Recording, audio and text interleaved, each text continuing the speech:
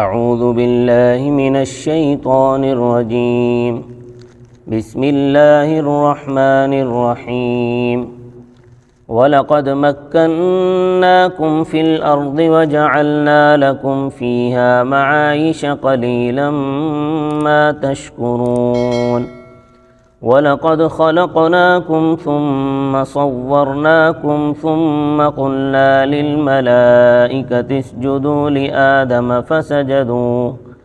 فسجدوا إِلَّا إِبْلِيسَ لَمْ يَكُنْ مِنَ السَّاجِدِينَ قال ما منعك ألا تسجد إذ أمرتك قال أنا خير منه خلقتني من نار وخلقته من طين قال فاهبط منها فما يكون لك أن تتكبر فيها فاخرج إنك من الصاغرين قال أنظرني إلى يوم يبعثون قال إنك من المنظرين قال فبما أغويتني لأقعدن لهم صراطك المستقيم ثم لآتينهم من بين أيديهم ومن خلفهم وعن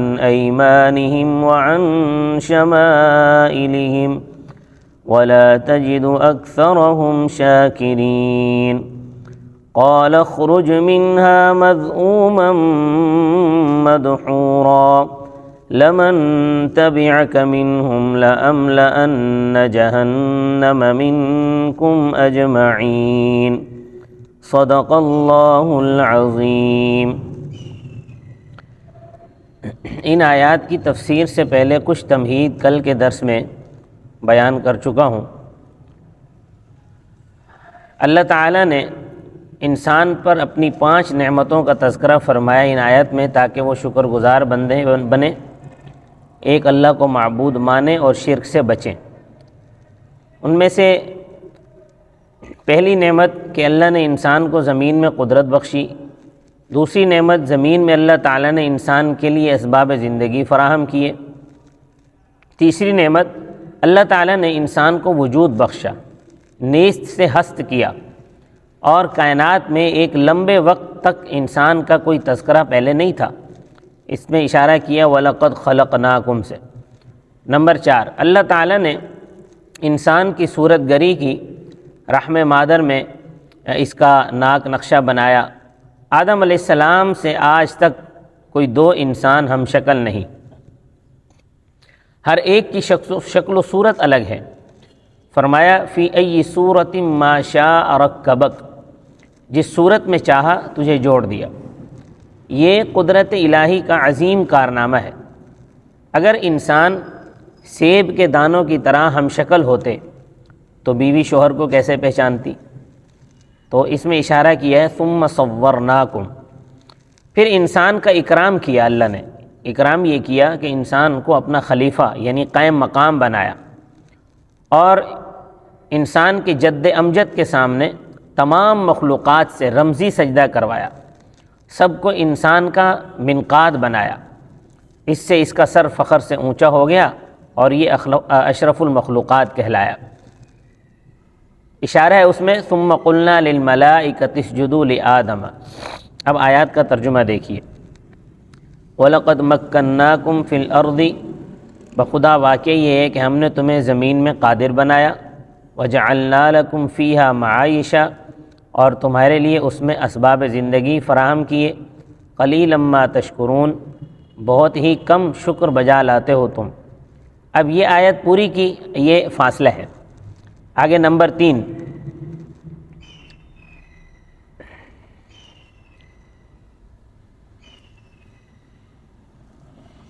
وَلَقَدْ خَلَقْنَاكُمْ، واقعہ یہ ہے کہ ہم نے تم کو پیدا کیا، ثُمَّ صَوَّرْنَاكُمْ، پھر تمہارا ناک نقشہ بنایا، ثُمَّ قُلْنَا لِلْمَلَائِكَةِ اسْجُدُوا لِآدَمَ، پھر ہم نے فرشتوں کو حکم دیا کہ آدم کو سجدہ کرو۔ اب بات آگے بڑھاتے ہیں کہ جب اللہ تعالیٰ نے فرشتوں کو حکم دیا کہ وہ آدم علیہ السلام کو سجدہ کریں، تو سب فرشتوں نے سجدہ کیا، زمینی فرشتوں نے بھی اور آسمانی فرشتوں نے بھی سجدہ کیا، مگر ابلیس سجدہ کرنے والوں میں شامل نہ ہوا۔ اب یہ ابلیس کو بھی سجدے کا حکم تھا یا نہیں تھا، یہ بحث کل کے درس میں گزر چکی ہے۔ اب جب ابلیس نے سجدہ نہیں کیا تو اللہ تعالیٰ نے ابلیس سے پوچھا کہ تیرے لیے سجدہ نہ کرنے میں کیا معنی ہے، تو نے سجدہ کیوں نہیں کیا جبکہ میں نے تجھے سجدہ کرنے کا حکم کیا تھا؟ اس نے عقلی گھوڑا دوڑایا اور کہا کہ میں آدم سے افضل ہوں، میری تخلیق آگ سے ہوئی ہے اور آدم خاک سے ہے، آگ خاک سے افضل ہے، آگ کا خاصہ علو یعنی بلندی ہے اور خاک کا خاصہ خاکساری یعنی پستی ہے۔ تو ہونا یہ چاہیے تھا کہ آپ آدم کو حکم دیتے کہ وہ مجھے سجدہ کرتا، آپ نے معاذ اللہ کیا الٹی گنگا بہائی کہ افضل کو حکم دیا کہ وہ مفضول کو سجدہ کرے۔ تو اس پر یہ کہہ کر ابلیس کو فرشتوں کی جماعت سے نکال دیا کہ تجھے حق نہیں ہے کہ تو ان پاک بازوں کی جماعت میں رہ کر بڑائی کرے، اپنی بڑائی مارے، لہٰذا تو ان سے جدا ہو جا، ذلیل و خوار ہے۔ اب اس نے قیامت تک مہلت مانگی جو دے دی گئی۔ تو جب اس کو مہلت مل گئی تو اس نے کہا کہ مہلت میں نے اس لیے مانگی ہے کہ میں انسانوں کو ضرور گمراہ کروں گا اور میں آپ کے سیدھے راستے پر بیٹھوں گا، انسانوں پر ہر طرف سے حملہ کروں گا، اور آپ دیکھیں گے کہ ان میں سے زیادہ تر لوگ آپ کے حق شناس بندے نہیں رہیں گے۔ اللہ نے فرمایا دور و کم بخت، فرشتوں کے زمرے سے نکل، ذلیل و خوار ہو کر نکل جا، اور سن لے انسانوں میں جو لوگ تیری راہ اپنائیں گے میں ان سے، ان کے ساتھ اور تجھ سے بھی، تیری نسل سے بھی اور ان سے بھی جہنم کو بھر دوں گا، میرا کوئی نقصان نہیں ہوگا، تمہارا ہی برا ہوگا۔ تو فرمایا فسجدوا الا ابلیس، بس انہوں نے سجدہ کیا مگر ابلیس نے سجدہ نہیں کیا۔ لم یکم من الساجدین، وہ سجدہ کرنے والوں میں شامل نہ ہوا۔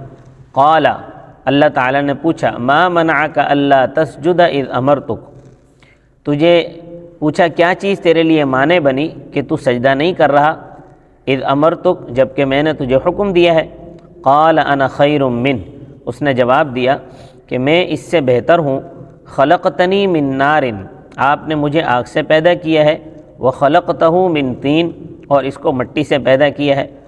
قال فاہبط منہا، اللہ پاک نے فرمایا فاہبط منہا، تو اتر ان فرشتوں میں سے، فما یکون لک ان تتکبر فیہا فاخرج انک من الصاغرین، یہ جو اتر ہے نا یہ بمانا نکل ہے، جیسا کہ آگے آ رہا ہے کہ ابھی اس کو آسمان سے نہیں اتارا گیا تھا، اور اتر میں یہ اس کے مرتبے کے تنزل کی طرف اشارہ ہے کہ اب تیرا مرتبہ جو ہے وہ کم تر ہو گیا، اب یہاں سے نکل جا، یعنی اب تو فرشتوں کا ہم رتبہ نہیں رہا۔ ان تتکبر فما یکون لک ان تتکبر فیہا فاخرج انک من الصاغرین، تجھے حق نہیں کہ تو ان میں شامل رہ کر بڑائی مارے، بس نکل ان سے، تو یقیناً ذلیلوں میں سے ہے۔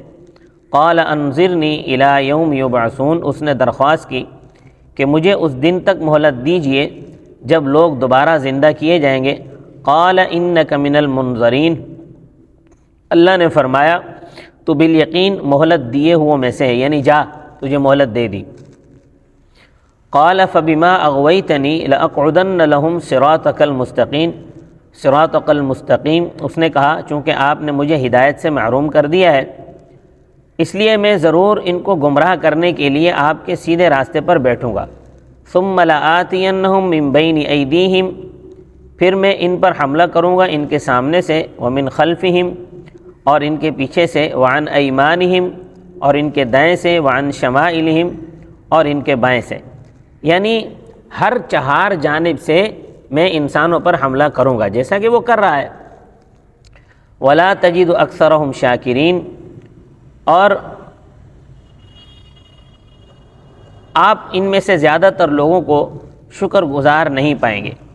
یہ جو بات اس نے کہی یہ اس ملعون نے قرائن کی بنیاد پر کہی، جیسے فرشتوں نے قرائن سے کہا تھا نا اتجعل فیہا من یفسد فیہا ویسفک الدماء، کہ آپ زمین میں ایک ایسی مخلوق بنائیں گے جو زمین میں فساد مچائے گی اور خون بہائے گی۔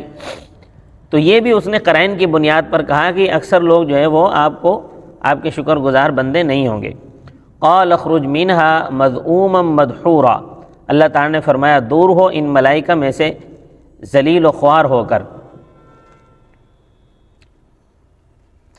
لمن تبعک منہم لأملأن جہنم منکم اجمعین، جو لوگ ان میں سے تیری راہ اپنائیں گے میں بالیقین تم سبھی سے دوزخ کو بھر دوں گا۔ یعنی اللہ فرما رہے ہیں کہ جو تیرے راستے پہ چلیں گے میں ان کو بھی تیرے ساتھ ہی دوزخ میں ڈال دوں گا، میرا کوئی نقصان نہیں ہے۔ جو تیری پیروی کرے گا اس میں تیرا بھی نقصان ہے، ان کا بھی نقصان ہے۔ اللہ پاک ہم سب کو شیطان کے شر سے محفوظ فرمائے۔ صدق اللہ العظیم۔